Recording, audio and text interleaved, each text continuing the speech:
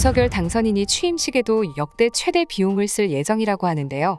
국민들의 세금이 펑펑 나가고 녹을 예정이라고 합니다. 취임하기도 전에 청와대 이전한다 해서 360억 원 문정부에게 쫄라서 봤더니 취임식에 사용되는 비용도 역대 최대로 33억 원을 사용할 예정이라고 합니다. 물가 상승률 대비 비용을 따진다면 크게 증가한 비용은 아니라고 하는데요. 최근 취임식을 진행했던 박근혜 정부 비용과 비교하면 박근혜 정부는 31억 원으로 윤석열 당선인의 취임식은 그에 비해 2억 증가한 것이니 크게 증가했다고는 볼 수 없지만 문재인 정부의 경우 아예 취임식을 진행하지도 않았었습니다. 사실 아직 코로나로부터 자유로워진 상황도 아닐 뿐더러 아직도 코로나로 인해 많은 국민들이 힘들어하고 있는 상황에 대통령 취임식에 이렇게 큰 돈을 쓴다면 과연 어떤 국민이 반겨줄까요? 또 윤 당선인은 취임식 후 외교사절 등 귀빈과 만찬을 할 장소로 서울 신라호텔 영빈관이 유력한 것으로 알려졌습니다. 또 취임식장인 국회와 만찬 장소인 신라호텔 등을 오갈 의전 차량으로 벤츠 S클래스 5대와 현대자동차 제네시스 G90 58대 등을 이용할 계획이라고 밝혔는데요. 이와 함께 취임식 전후 6일간 공항과 취임식장 등을 오가는 귀빈을 위해 33억 원과는 별도로 2억여 원을 더 쓸 것으로 보인다고 합니다.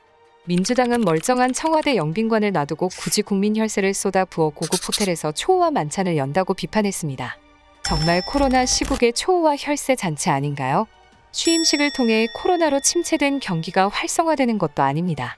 박근혜 정부 때는 취임식 초대 인원이 6만 명, 윤석열 당선인의 취임식에는 4만 명이 초청되었는데요. 박근혜 정부 때보다 인원이 적음에도 불구하고 예산이 증액되었다는 것은 어떻게 받아들여야 할까요? 별도로 2억여 원도 더 쓸 것으로 예상되는데 세금이 정말 녹고 있습니다.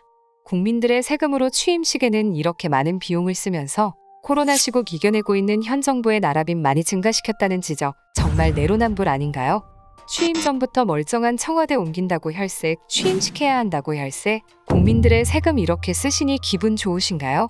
또 외교부 장관 공관을 관저로 변경하면서 서초동 자택에서 용산 집무실까지 출퇴근한다고 하죠.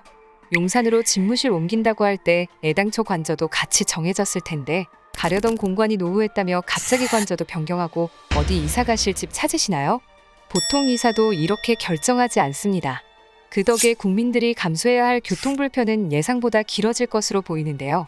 윤 당선인 덕분에 국민들이 감수해야 할 것들이 많이 생기는 것 같습니다. 또 이준석 국민의힘 당대표가 검수완박에 제동을 걸었다고 합니다. 권성동 원내대표와 의원총회를 거쳐 더불어민주당과 박병석 의장의 중재안에 대해 합의했지만 결국 반대하며 재검토한다고 밝혔는데요.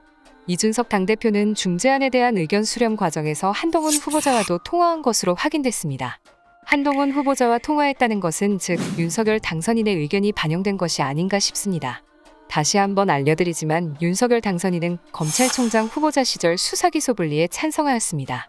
또 중재안에 합의했던 권성동 원내대표도 재논의할 필요가 있다고 하는데요. 도대체 뭔가요? 중재안에 합의하시고 사인까지 하신 분이 지금 재논의라뇨? 사실 국민의힘에서 문재인 정부 임기가 끝나는 시점까지 시간 끌기 하려는 것으로 밖에 안 보이는데요. 이렇게 시간 끌기 하면 민주당은 민주당의 원안을 중심으로 검수완박 법안 통과시켜야 할 것입니다. 차라리 잘 된 것 같습니다. 박병석 의장이 내놓은 중재안 마음에 들지 않았는데 민주당의 원안대로 조속히 표결 진행하여 처리하면 될 것 같습니다.